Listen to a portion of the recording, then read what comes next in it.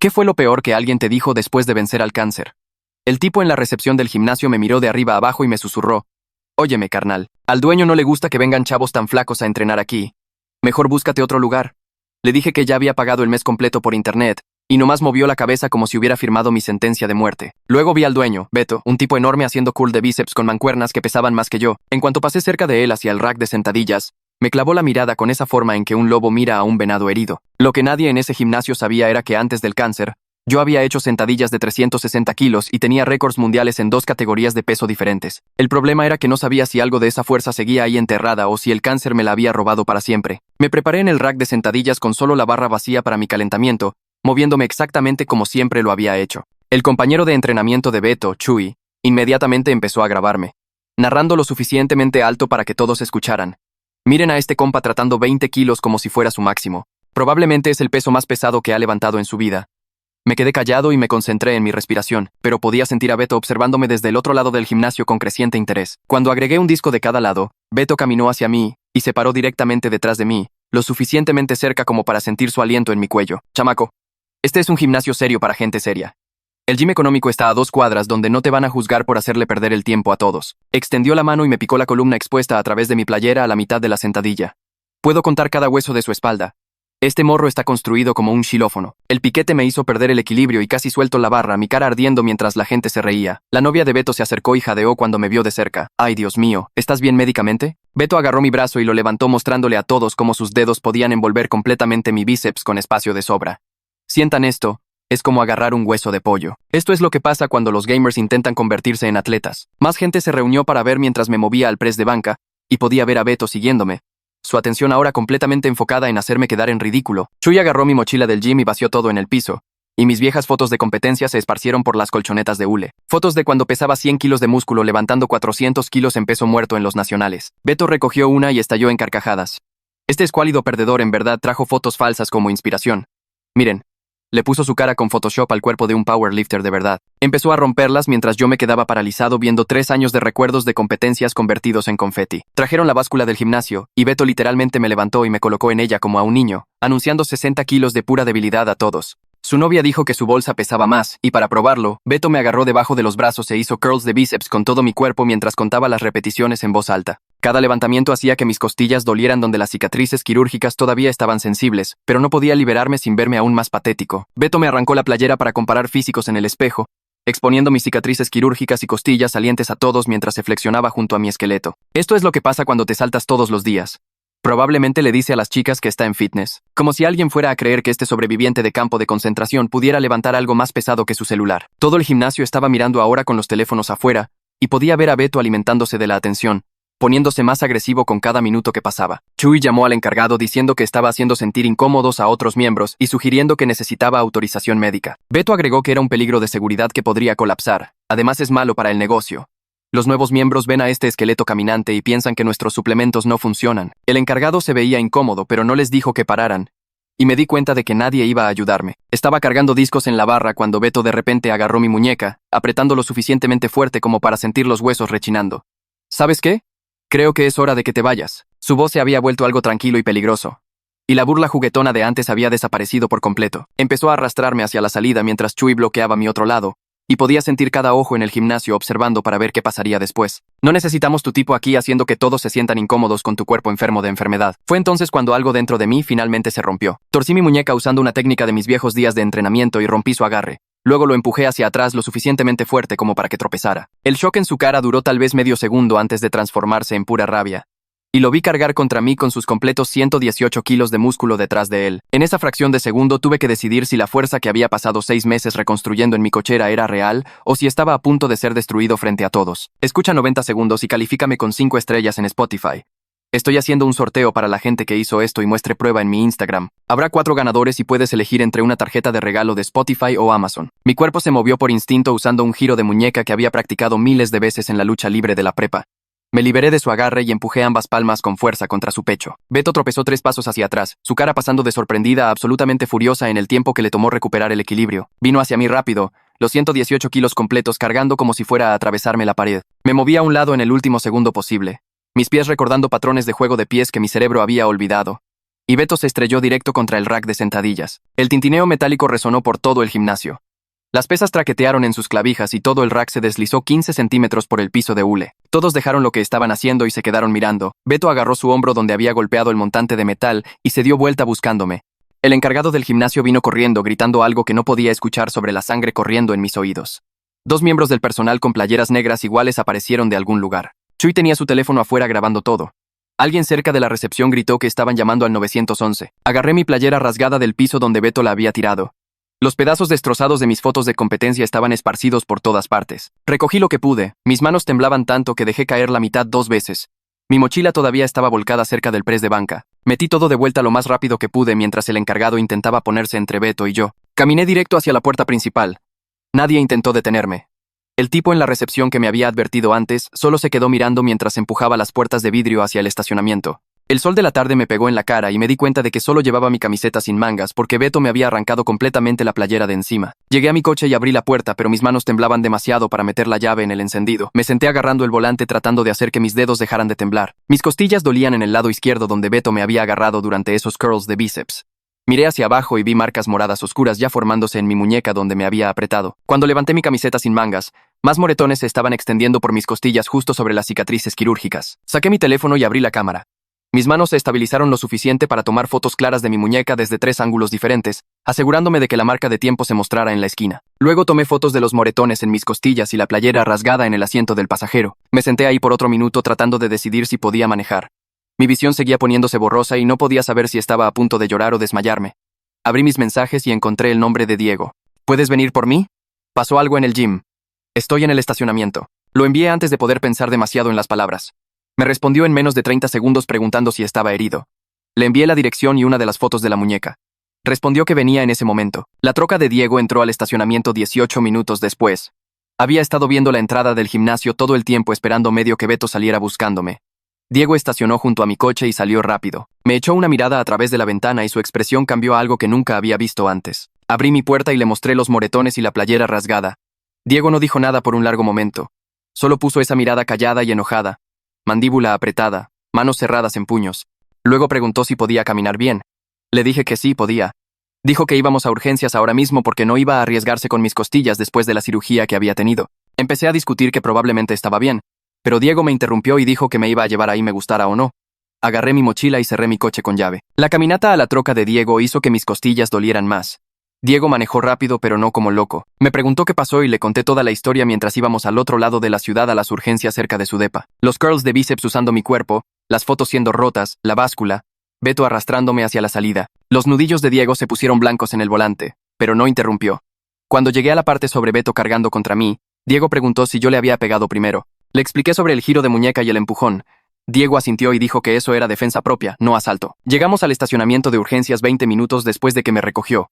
La sala de espera tenía tal vez otras 5 personas. Caminé hacia el mostrador de ingreso, y la enfermera levantó la vista de su computadora.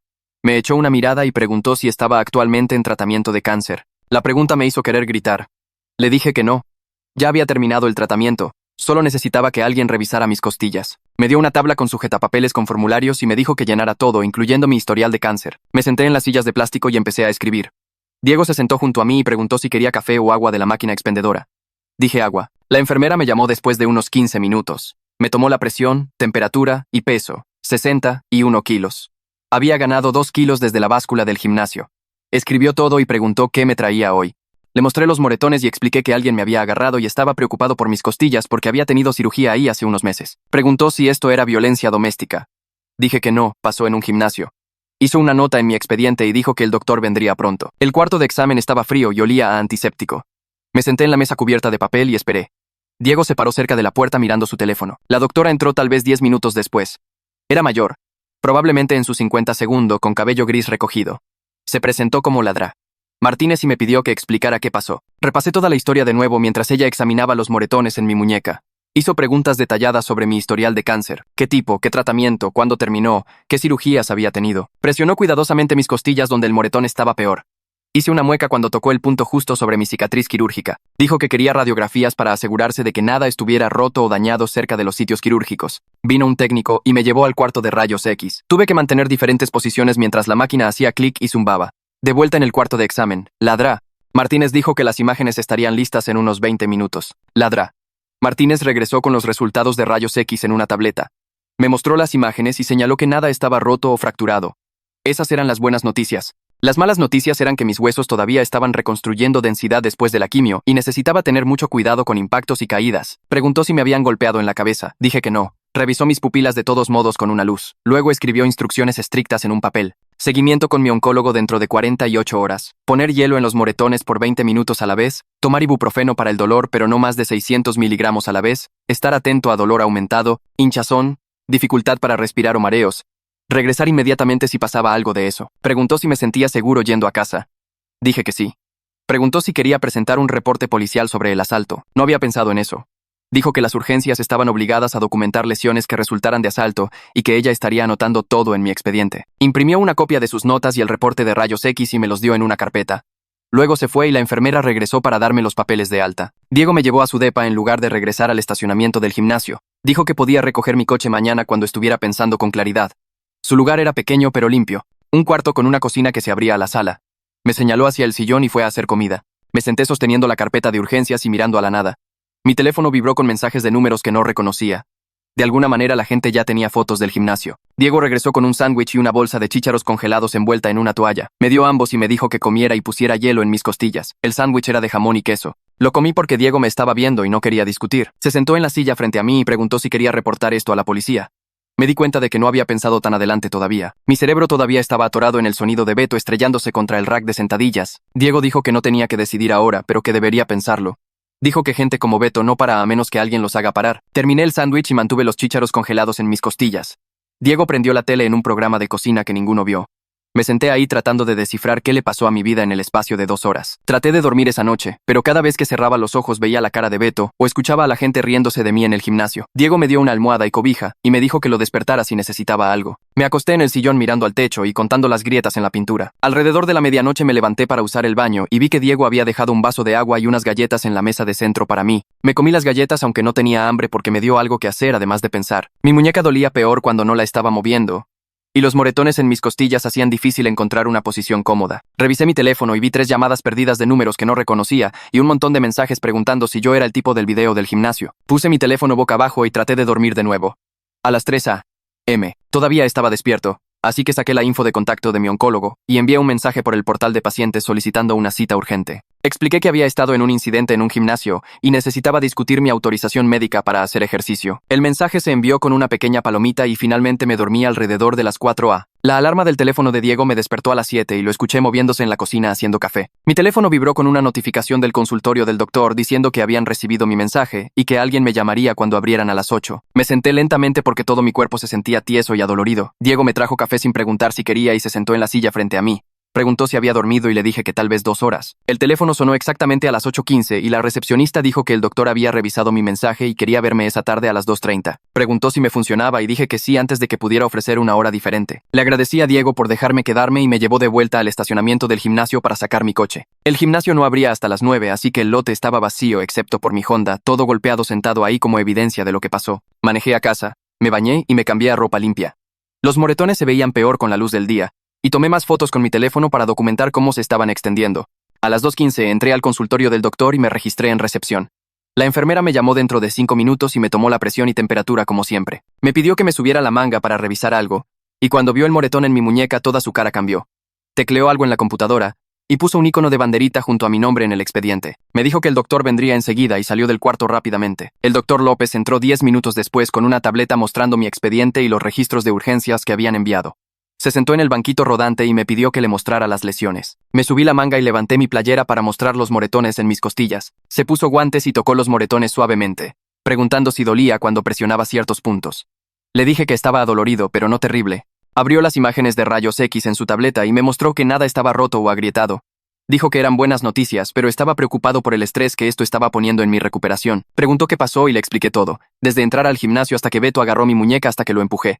El doctor López escuchó sin interrumpir, y cuando terminé preguntó si tenía documentación de autorización médica de él para entrenar. Dije que no porque no pensé que la necesitara. Asintió y dijo que era algo que deberían haber discutido antes. Pero con todo lo demás pasando durante mi recuperación se les había escapado entre las grietas. Abrió un documento en su computadora y empezó a escribir. Explicó que estaba escribiendo una carta detallada de autorización médica que diría que estaba aprobado para entrenamiento progresivo de fuerza bajo supervisión apropiada. Incluyó mi historial de cáncer, mi estado de salud actual y recomendaciones específicas sobre qué vigilar durante el ejercicio. Lo imprimió en papel membretado oficial y lo firmó con su firma real en tinta azul. Me dio la carta en una carpeta y dijo que guardara copias porque algunos gimnasios podrían querer guardar una en archivo. Sostuve la carpeta y sentí algo aflojarse en mi pecho porque ahora tenía prueba real de que no era solo un tipo enfermo que no debería estar levantando. El doctor López abrió mis resultados recientes de análisis de sangre y dijo que mis niveles de hierro todavía estaban más bajos de lo que quería ver. Ajustó mi dosis de suplementos y escribió una nueva receta. Dijo que el hierro bajo explicaba algo de la fatiga que había estado sintiendo y que la nueva dosis debería ayudar en unas semanas. Le agradecí y programé mi próxima cita de seguimiento para dentro de 6 semanas. Diego estaba esperando en su coche afuera del edificio médico y me llevó de vuelta a su depa. Hizo sándwiches y nos sentamos en su mesa de cocina comiendo sin hablar mucho. Luego dijo que debería hablar con un abogado sobre lo que pasó. Le dije que los abogados cuestan lana que no tenía. Dijo que su hermana había usado a alguien llamada Lick, Patricia Delgado, para un caso hace unos años y que ella hacía una primera reunión gratis para ver si tenías un caso que valiera la pena tomar. Estaba dudoso porque todo se sentía abrumador y solo quería olvidar todo y seguir adelante. Diego señaló que Beto literalmente me había agarrado y agredido frente a un cuarto lleno de testigos. Dijo que gente así no para a menos que alguien los haga parar. Me senté sosteniendo mi sándwich y pensando si tenía la energía para pelear esto. Luego pensé en otros chavos flacos o gente enferma entrando a ese gimnasio y siendo tratados de la misma manera. Le pedí a Diego el número de Patricia y me lo mandó por mensaje ahí mismo. Llamé desde su cocina y me contestó una paralegal al segundo timbrazo. Expliqué qué pasó en el gimnasio y ella hizo unas preguntas rápidas sobre tiempos y testigos. Dijo que Patricia tenía un espacio el viernes en la tarde para una consulta gratuita y preguntó si me funcionaba. Dije que sí.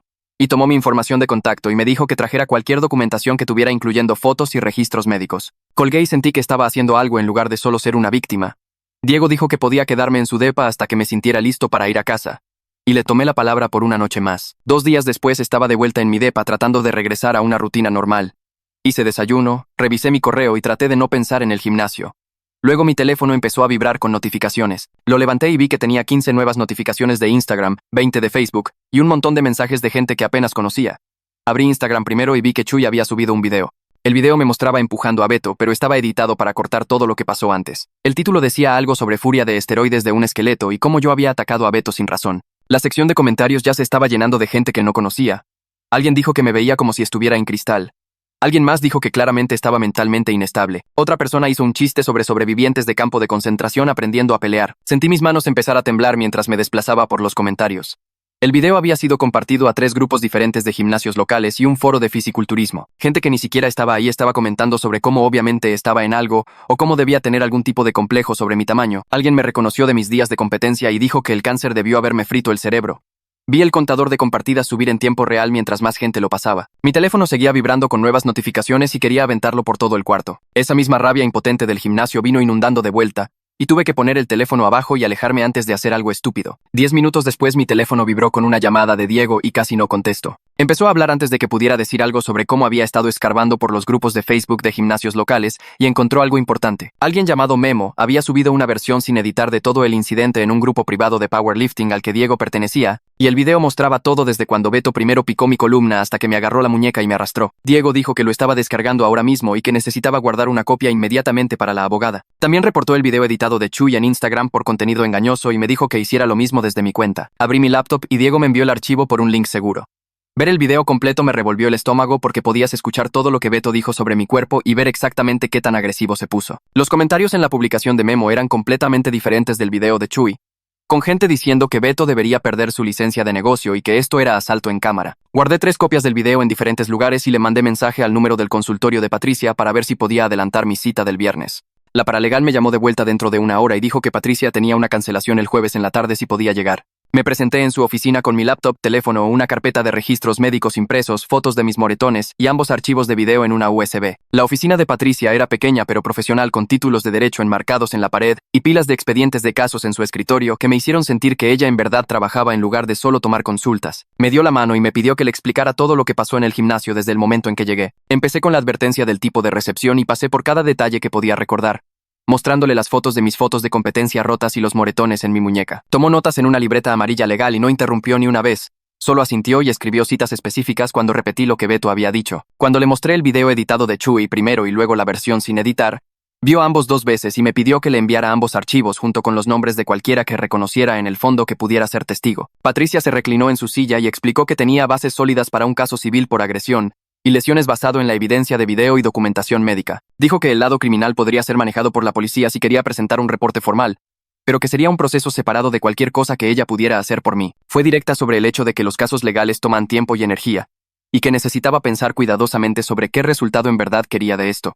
Preguntó si estaba buscando dinero, una disculpa, cargos criminales o alguna combinación porque eso determinaría qué camino tenía más sentido. Me senté ahí por un minuto pensando en qué en verdad quería, y no era realmente sobre el dinero aunque mis cuentas médicas se estaban acumulando. Le dije a Patricia que quería que Beto enfrentara consecuencias reales para que no pudiera hacerle esto a alguien más, y quería que el gimnasio bajara todos los videos e hiciera una disculpa pública admitiendo lo que pasó. Asintió y dijo que esos eran objetivos razonables que podíamos perseguir a través de una combinación de demanda civil y posible queja criminal. Patricia explicó su estructura de honorarios, que era una tarifa fija por servicios específicos o un porcentaje de contingencia si íbamos a litigio completo. Dijo que lo inteligente era empezar con una carta legal fuertemente redactada tanto a Beto como al gimnasio demandando acciones específicas antes de que nos comprometiéramos al tiempo y gasto de en verdad presentar una demanda. La carta me costaría $10 y establecería exactamente qué teníamos en términos de evidencia y qué reclamos legales podíamos perseguir si no respondían apropiadamente. Acepté el enfoque de la carta y firmé un acuerdo de representación limitada ahí mismo.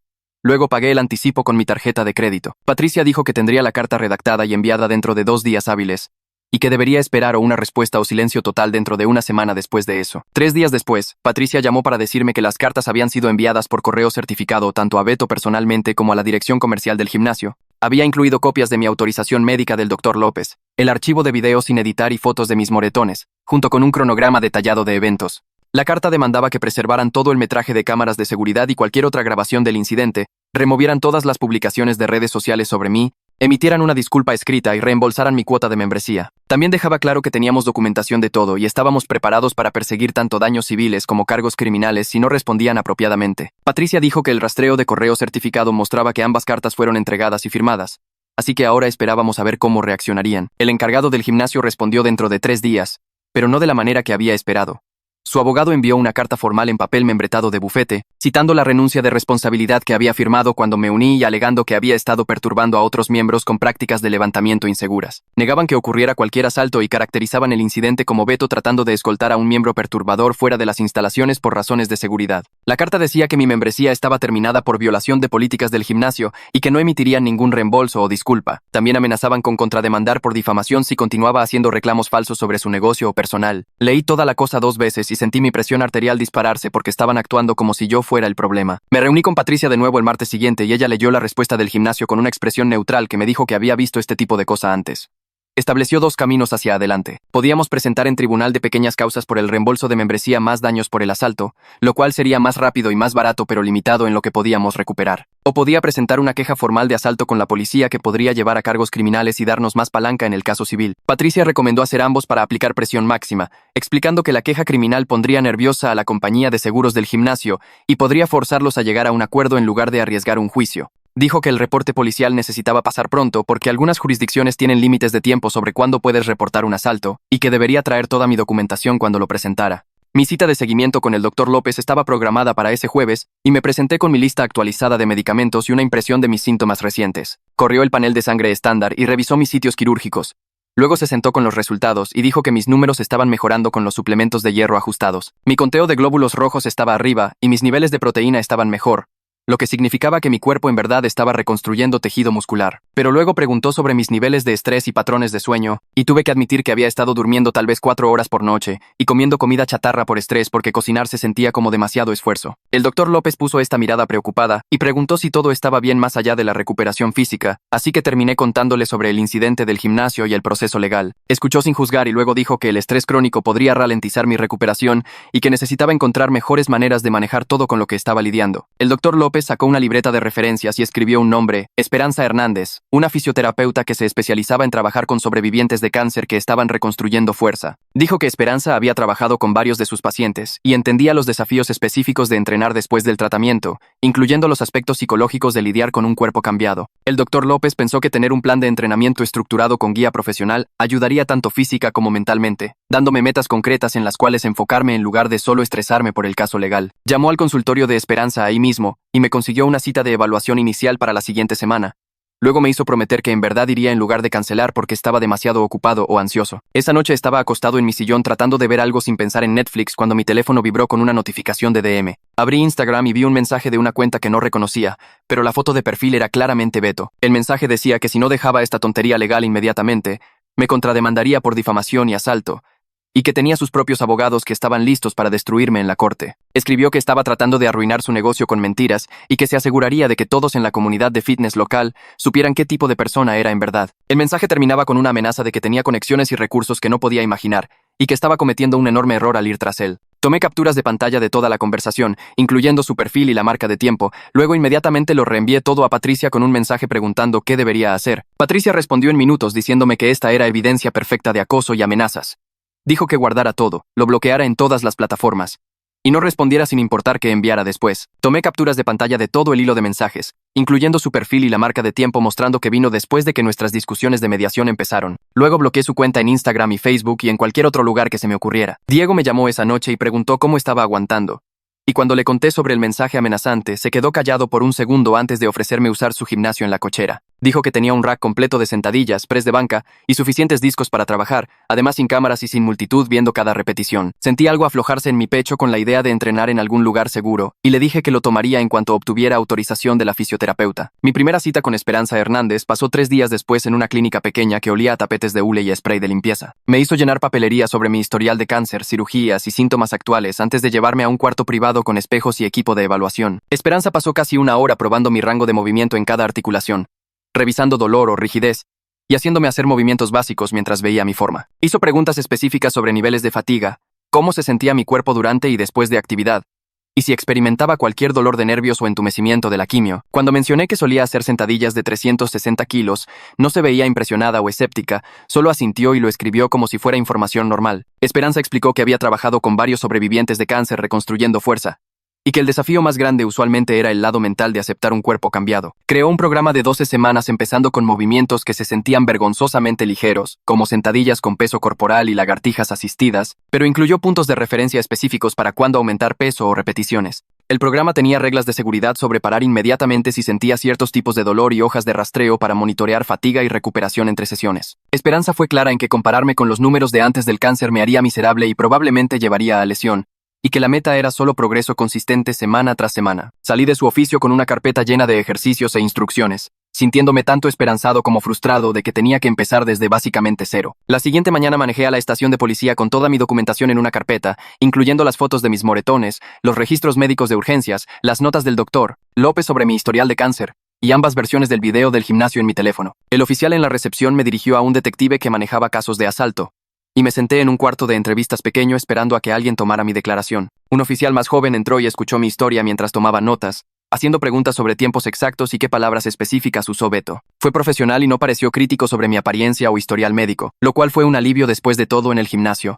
Cuando le mostré ambas versiones de video, la editada que Chuy publicó y el metraje completo sin editar, asintió y dijo que este tipo de evidencia hacía los casos mucho más fuertes. El oficial explicó que un detective llamado Williams manejaba casos de asalto para el departamento y haría seguimiento conmigo dentro de 1 semana para determinar los siguientes pasos. Firmé el reporte formal y me fui, sintiendo que había hecho algo concreto en lugar de solo ser una víctima. 4 días después, el detective Williams llamó a mi celular y me pidió que viniera para una entrevista más detallada. Su voz era calmada y como de negocios, y mencionó que había manejado varios casos de asalto en gimnasios y centros de fitness antes, así que entendía las dinámicas. Programé la entrevista para la siguiente tarde y pasé el tiempo hasta entonces revisando todo lo que pasó para que pudiera responder preguntas claramente. El detective Williams resultó ser un tipo mayor con cabello gris y una actitud directa que me hizo sentir que en verdad le importaba obtener los hechos correctos. Me hizo recorrer todo el incidente desde el momento en que entré al gimnasio, pidiéndome que fuera específico sobre quién dijo qué y cuándo ocurrió contacto físico. Williams vio ambas versiones de video en su computadora, pausando varias veces para preguntar sobre momentos específicos como cuando Beto picó mi columna o agarró mi muñeca. Revisó toda mi documentación médica incluyendo los registros de tratamiento de cáncer y el reporte de urgencia sobre los moretones. Williams preguntó si me sentía amenazado o temí por mi seguridad durante el incidente, y le dije honestamente que cuando Beto empezó a arrastrarme hacia la salida, pensé que podría en verdad lastimarme. Asintió e hizo notas. Luego hizo preguntas específicas sobre lo que Beto dijo respecto a mi condición médica y si otros miembros del gimnasio intervinieron. Después de revisar todo, el detective Williams explicó que con la evidencia de video y registros médicos, definitivamente había causa probable para cargos de asalto. Fue honesto, aunque que la oficina del fiscal del distrito consideraría factores como si Beto tenía historial criminal previo y si yo quería perseguir cargos criminales o aceptaría un acuerdo civil en su lugar. Williams dijo que reenviaría todo a la oficina del fiscal con su recomendación de presentar cargos, pero que la decisión final tomaría unas semanas. Salí de la estación de policía sintiendo validado de que alguien en autoridad estaba tomando esto en serio y que Beto podría en verdad enfrentar consecuencias reales. 2 días después de mi entrevista policial, Patricia llamó para decirme que el encargado del gimnasio había contactado a través de su oficina solicitando mediación. El encargado quería resolver todo privadamente sin más publicidad o acción legal, lo cual Patricia dijo que era típico cuando los negocios se daban cuenta de que tenían exposición de responsabilidad real. Explicó que la mediación en verdad podría funcionar a nuestro favor si establecíamos términos claros, y que acordar mediar no me impediría perseguir cargos criminales si la mediación fallaba. Patricia pensó que teníamos palanca fuerte debido a los videos y reporte policial, y que el gimnasio probablemente acordaría concesiones significativas para evitar un juicio público. Le dije que consideraría la mediación, pero solo bajo condiciones específicas, y ella empezó a redactar una respuesta delineando nuestros requerimientos. Acordamos que cualquier mediación tenía que ser grabada, que tanto Beto como el encargado del gimnasio tenían que asistir en persona, y que cualquier acuerdo alcanzado tenía que ser puesto por escrito con términos específicos de cumplimiento. Patricia creó una lista de demandas para presentar en la mediación, incluyendo un reembolso completo de mi membresía, una disculpa pública tanto de Beto como del gimnasio, remoción de todos los videos de redes sociales, entrenamiento obligatorio del personal sobre acoso y discriminación, y cobertura de todos mis costos médicos incluyendo la visita de urgencias y fisioterapia. Envió las condiciones al abogado del gimnasio, y esperamos a ver si acordarían reunirse en nuestros términos. La oficina de mediación estaba en el tercer piso de un edificio en el centro con alfombra gris y mesas de conferencias que se veían como cualquier otro cuarto de reuniones de negocios que había visto. Patricia llegó conmigo 20 minutos antes, y esperamos en un cuarto más pequeño mientras ella revisaba sus notas una vez más. Cuando la mediadora nos llamó, vi a Beto ya sentado en un lado de la mesa con un tipo en traje que tenía que ser su abogado. El encargado del gimnasio estaba sentado junto a ellos con una mujer que Patricia susurró era consejera corporativa de la compañía matriz. Ese detalle me pegó fuerte porque significaba que estaban lo suficientemente preocupados como para traer ayuda legal seria. La mediadora se presentó y explicó las reglas básicas para la sesión. Todo lo dicho aquí se quedaba privado a menos que alcanzáramos un acuerdo.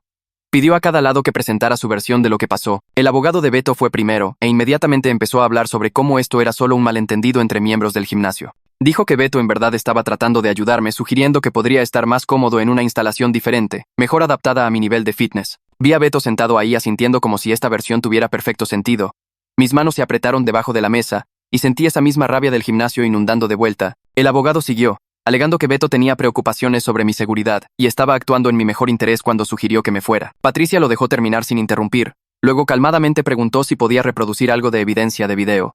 Configuró su laptop y la giró para que todos pudieran ver la pantalla. El metraje sin editar empezó a reproducirse y vi la cara de la mediadora cambiar mientras veía a Beto picar mi columna a mitad de sentadilla. Cuando llegó a la parte donde agarró mi muñeca y empezó a arrastrarme hacia la salida, la abogada corporativa se movió en su silla y sacó una libreta. Empezó a escribir rápido mientras el video seguía reproduciéndose. El abogado de Beto trató de interrumpir, pero la mediadora levantó su mano y dejó que toda la cosa se reprodujera. Cuando terminó, el cuarto se quedó en silencio por unos segundos. Patricia sacó la carta de autorización médica del Dr. López y la deslizó por la mesa. Expliqué mi historial de competencia antes del cáncer, manteniendo mi voz estable aunque mi corazón estaba palpitando. Cuando mencioné la sentadilla de 360 kilos y los récords mundiales que solía tener, el abogado de Beto en verdad se veía sorprendido. Le echó una mirada a Beto, quien de repente encontró la mesa muy interesante y no haría contacto visual con nadie. El encargado del gimnasio intervino tratando de defender sus políticas diciendo que mantenían estándares altos para levantadores serios. Patricia respondió que discriminar contra alguien basado en su historial médico violaba varias leyes estatales y federales.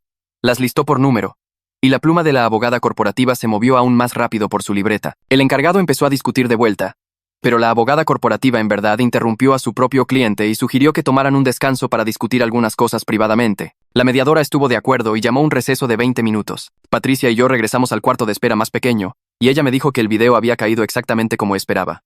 La reacción de la abogada corporativa le dijo que sabían que tenían problemas reales. Cuando regresamos al cuarto de conferencias, el lado del gimnasio tenía una energía completamente diferente.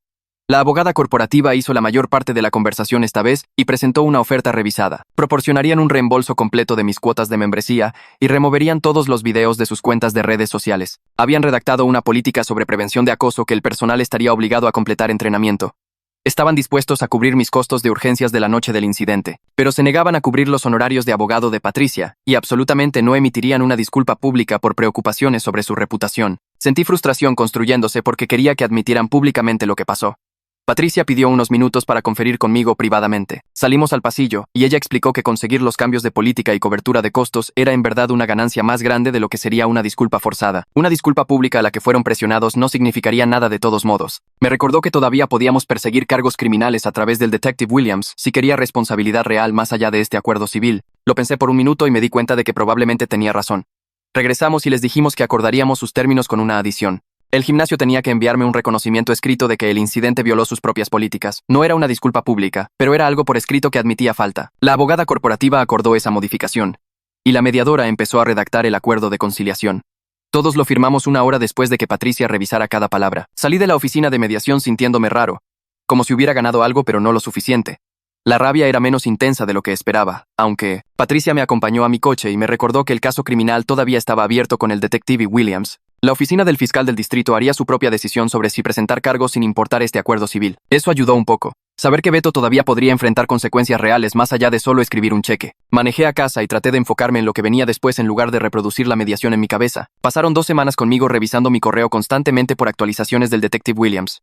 No vino nada, pero tenía otras cosas en las cuales enfocarme. Diego me había estado dejando usar su configuración de gimnasio en cochera 3 veces a la semana, y estaba siguiendo el programa que Esperanza creó. Los pesos eran vergonzosamente ligeros, pero me estaba moviendo sin dolor por primera vez desde que el tratamiento terminó. En una mañana de martes me preparé para sentadillas de peso corporal en la cochera de Diego con mi teléfono apoyado para grabar mi forma. Esperanza quería video de cada sesión para que pudiera revisar que no estaba compensando con patrones de movimiento malos. Completé la primera serie de 10 repeticiones y no sentí nada excepto fatiga muscular normal. Sin dolor en mis costillas, sin jalones raros en mis sitios quirúrgicos, solo la quemada básica de músculos trabajando. Hice 2 series más y envié el video a Esperanza de inmediato. Respondió dentro de 1 hora diciendo que mi forma se veía sólida y que estaba autorizado para agregar peso ligero la siguiente sesión. Esa pequeña victoria se sintió más grande que cualquier cosa que pasó en la mediación. En verdad estaba avanzando en lugar de solo pelear sobre el pasado. 3 días después, el detective Williams llamó mientras estaba preparando comida en mi cocina. Fue directo al punto y explicó que la oficina del fiscal del distrito había revisado todo y le estaba ofreciendo a Beto un programa de desviación prepresentación en lugar de cargos formales. Si Beto completaba clases de manejo de ira y pagaba de vuelta mis costos médicos, el fiscal no presentaría cargos criminales para nada. Pregunté qué pasaba si se negaba o no terminaba el programa, y el detective Williams dijo que presentarían cargos automáticamente en ese punto. Todo se sentía raro porque parte de mí quería que Beto tuviera un expediente criminal actual que apareciera para siempre. Le agradecí al detective y le dije que necesitaba pensarlo. Luego inmediatamente llamé a Patricia para obtener su opinión sobre la situación. Contestó al segundo timbrazo y escuchó mientras explicaba la oferta de desviación y mis sentimientos mezclados sobre dejar ir a Beto sin cargos reales. Patricia explicó que los programas de desviación eran súper comunes para ofensas de primera vez, y que los fiscales los usaban para mantener casos fuera de cortes sobresaturadas. Señaló que evitaría meses de estrés lidiando con fechas de juicio y testimonio. Además, Beto todavía tendría que completar requerimientos reales y pagar dinero real. La restitución cubriría todos mis costos de urgencias y algunos de los honorarios de abogado, lo cual no era nada. Pregunté si aceptar la desviación significaba renunciar a la justicia real, y Patricia fue honesta de que no era perfecto pero era realista. Me recordó que ir a juicio significaba que el abogado de Beto probablemente atacaría mi credibilidad y arrastraría mi historial médico frente a un jurado. El pensamiento de sentarme en una sala de tribunal mientras algún abogado sugería que era débil o inestable me revolvió el estómago. Le dije a Patricia que le devolvería la llamada después de hablar con Diego y el doctor López.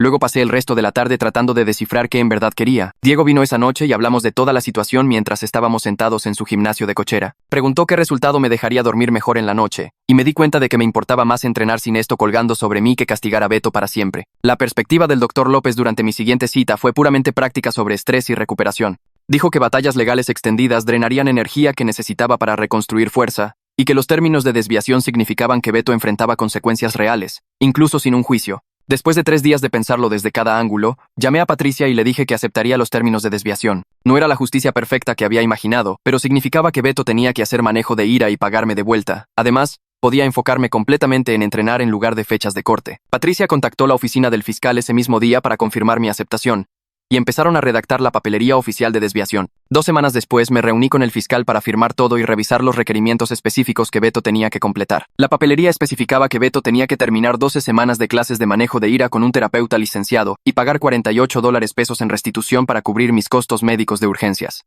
Si fallaba en completar cualquier requerimiento, cargos de asalto criminal serían presentados automáticamente sin más negociación. El fiscal explicó que Beto ya había sido notificado y tenía 30 días para empezar el programa de manejo de ira o enfrentar cargos inmediatos. Firmé el acuerdo y salí del juzgado sintiéndome más ligero de lo que había estado en semanas, como si finalmente hubiera cerrado una puerta que había estado atorada abierta. La misma semana que la desviación se finalizó, el video editado de Chuy finalmente desapareció de redes sociales después de que lo había reportado probablemente 50 veces. El gimnasio removió todo su metraje de sus cuentas también, probablemente porque sus abogados corporativos les dijeron después de la mediación. Todavía recibía comentarios desagradables de gente que había guardado copias del video de Chuy y los había subido a cuentas al azar. Alguien me envió un mensaje llamándome un farsante que le puso Photoshop a mis fotos de competencia.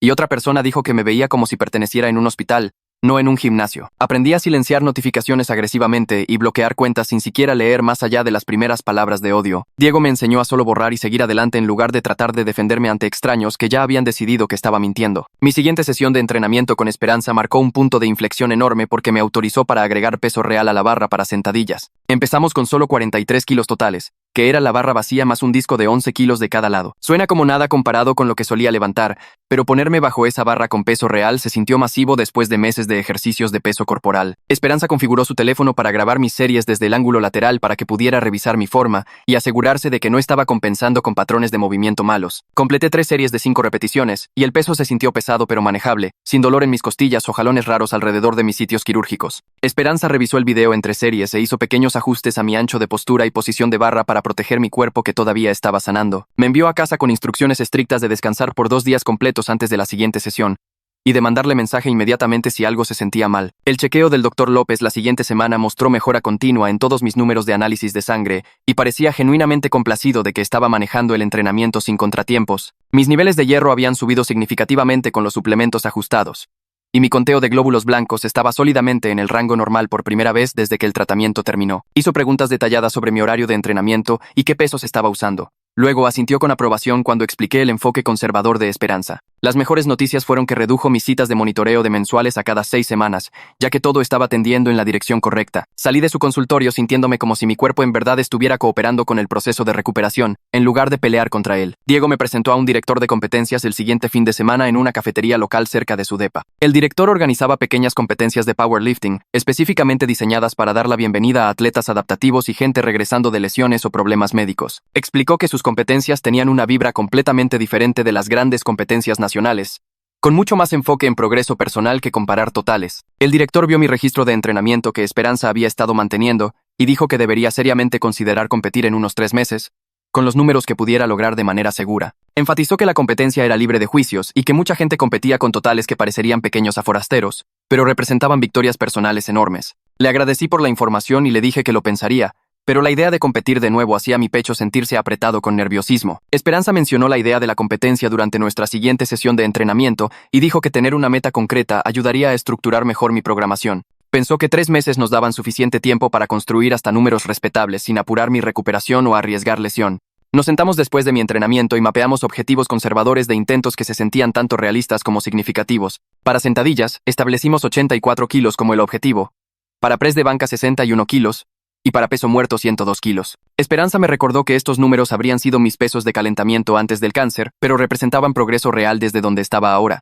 Sentí esta mezcla rara de orgullo y vergüenza viendo esos objetivos, sabiendo que eran simultáneamente logros enormes y diminutos comparados con mis viejos récords. Esperanza debe haber visto algo en mi cara porque dijo que la única comparación que importaba era entre el yo actual y el yo del mes pasado, no entre el yo actual y el yo de antes del cáncer. Esa perspectiva me ayudó a aceptar los objetivos como metas legítimas que valían la pena trabajar hacia ellas. La siguiente mañana abrí el sitio web de registro de la competencia y me quedé mirando el formulario de entrada por probablemente 10 minutos antes de en verdad llenarlo. Pagué la cuota de entrada de $1 a través del sitio web y tuve que listar mi categoría de peso, que era 67 kilos, ya que había recuperado 7 kilos de músculo en los últimos meses. El correo de confirmación de registro se sintió oficial y real, de una manera que hacía todo este regreso sentirse menos como una fantasía y más como algo que en verdad estaba pasando. Tomé captura de pantalla de la confirmación y la envié a Esperanza, Diego y el Dr. López con un mensaje diciendo que me había comprometido a la competencia. Ya no se trataba sobre el total, o tratar de reclamar mis viejos récords, o probar nada a Beto o Chuy o cualquier otra persona.